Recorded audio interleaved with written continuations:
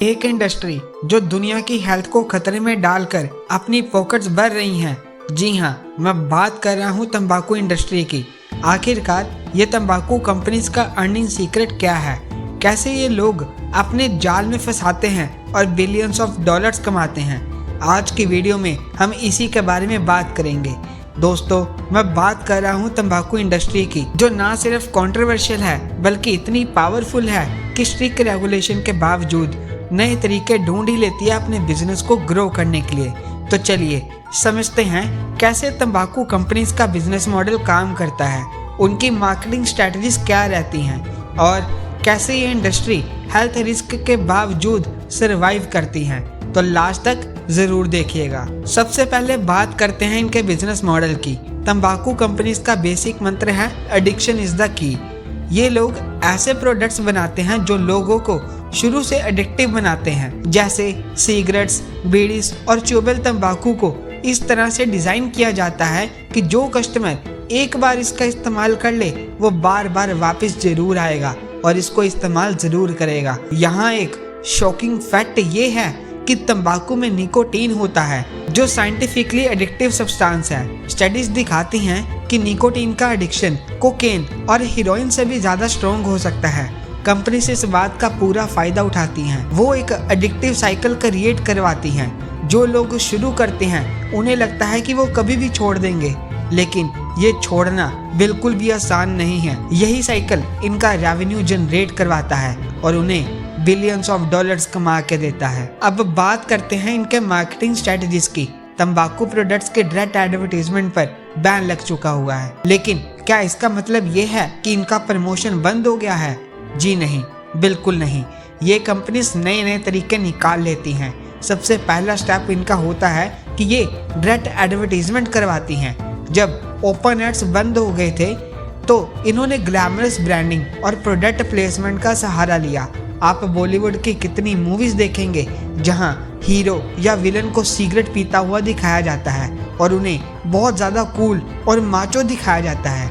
ये सब तरीके इनके मार्केटिंग स्ट्रेटजीज का तरीका होता है और ये एक ऐसा तरीका होता है जो यूथ को बहुत ज़्यादा अट्रैक्ट करती है। और स्पॉन्सरशिप का भी बहुत बड़ा रोल होता है। क्रिकेट मैचेस, फॉर्मूला 1 रेसिंग और बड़े बड़े इंटरनेशनल इवेंट्स में तंबाकू ब्रांड्स इनडायरेक्टली प्रमोट होते हैं। अगर आप किसी डेवलपिंग कंट्री का टीवी देखें तो आपको हिडन ब्रांडिंग दिखाई देगी, जैसे एक सिगरेट ब्रांड का नाम किसी लग्जरी प्रोडक्ट के नाम से मिलता जुलता हो, या पैकेजिंग इतनी ज़्यादा अपीलिंग हो कि लोग उसे स्टेटस सिंबल समझना शुरू कर दें। इस तरह की मार्केटिंग स्ट्रेटजी से इनकी रीच बहुत ज़्यादा बढ़ जाती है और प्रॉफिट तो स्काई रॉकेट ही कर जाता है। तंबाकू कंपनीज अपने कंज्यूमर को कैसे चूज करती हैं, ये सबसे ज़्यादा फोकस यूथ और अनप्रोटेक्टेड ग्रुप्स को करती हैं। स्टडीज कहती हैं स्मोकिंग की शुरुआत अक्सर यंग एज में हो जाती है, स्कूल या फिर कॉलेज के दिनों में। यूथ को अट्रैक्ट करने के लिए ये ब्रांड सिगरेट और स्मोकिंग को एक कूल एक्टिविटी के रूप में दिखाते हैं। इसका सबसे बड़ा एग्जाम्पल है जो हीरो कॉम्प्लेक्स बनाया गया है। सिगरेट को इंडिपेंडेंस और फ्रीडम का सिंबल भी बताया जाता है। आपने अक्सर देखा होगा टीवी एड्स में कि पान मसाला की एड में उस बंदे को बहुत ज़्यादा अमीर और इतना ज़्यादा कामयाब दिखाया जाता है जो बंदा इस्तेमाल कर रहा है पान मसाला, और उस बंदे को बिल्कुल ही एवरेज दिखाया जाता है जो बंदा इस्तेमाल नहीं कर रहा है पान मसाला। यूथ इन सब चीज़ों को देख के बहुत ज़्यादा अट्रैक्ट हो जाता है और इसका इस्तेमाल करना शुरू कर देता है। बट निकोटीन अपना असर दिखाता है, फिर यूथ एक बार जब इस्तेमाल कर लेता है तो इसको छोड़ नहीं पाता है। ये सब ब्रांडिंग की वजह से है। अगर हम अनप्रोटेक्टेड पॉपुलेशंस की बात करें तो लो इनकम ग्रुप्स को टारगेट करना भी इनकी स्ट्रैटेजी का हिस्सा है।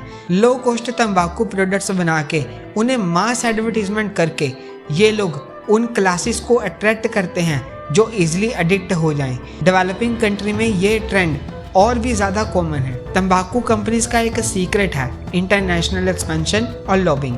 जब डेवलपिंग नेशन जैसे यूएसए और यूरोप में स्ट्रिक्ट रेगुलेशंस आए तो इन्होंने डेवलपिंग नेशन की तरफ शिफ्ट करना स्टार्ट कर दिया। इंडिया, ब्राज़ील और अफ्रीका जैसी कंट्रीज में इनका मार्केट बहुत ज़्यादा स्ट्रॉन्ग होने लगा, क्योंकि यहाँ एंटी तंबाकू लॉ या तो बहुत ज़्यादा वीक है या तो उनका प्रॉपर इम्प्लीमेंटेशन नहीं होता, और लॉबिंग भी इनका एक पावरफुल टूल है।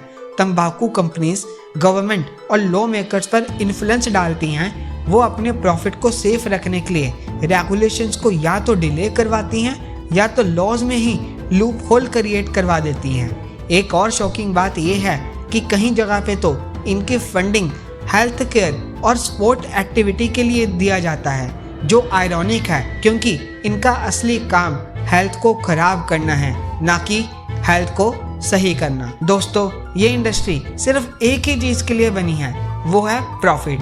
हेल्थ और वेल बीइंग का कोई कंसर्न नहीं है इनको। स्टडीज कहती हैं कि तंबाकू कंजप्शन से हर साल मिलियंस की जान जाती है, लेकिन इनका प्रॉफिट हर साल बिलियंस में ही बढ़ता है। आयरनी ये है कि जितनी स्ट्रिक्ट रेगुलेशन लगती है, उतने ही नए नए तरीके ढूंढती है ये कंपनी अपने बिजनेस को ग्रो करने के लिए। डिजिटल एडवर्टीजमेंट, प्रोडक्ट्स डाइवर्सिफिकेशन और टारगेट कैंपेन से ये अपनी अर्निंग का लूप चालू ही रखते हैं। तो सवाल ये उठता है, क्या गवर्नमेंट और सोसाइटीज इनके प्रॉफिट के साइकिल को कभी तोड़ भी पाएगी, या फिर हेल्थ के नाम पर प्रॉफिट का ये सिलसिला हमेशा चलता ही रहेगा? अगर आपको लगता है कि तंबाकू कंपनीज को और रेगुलेट करना चाहिए तो कमेंट सेक्शन में अपने थॉट्स शेयर करिए।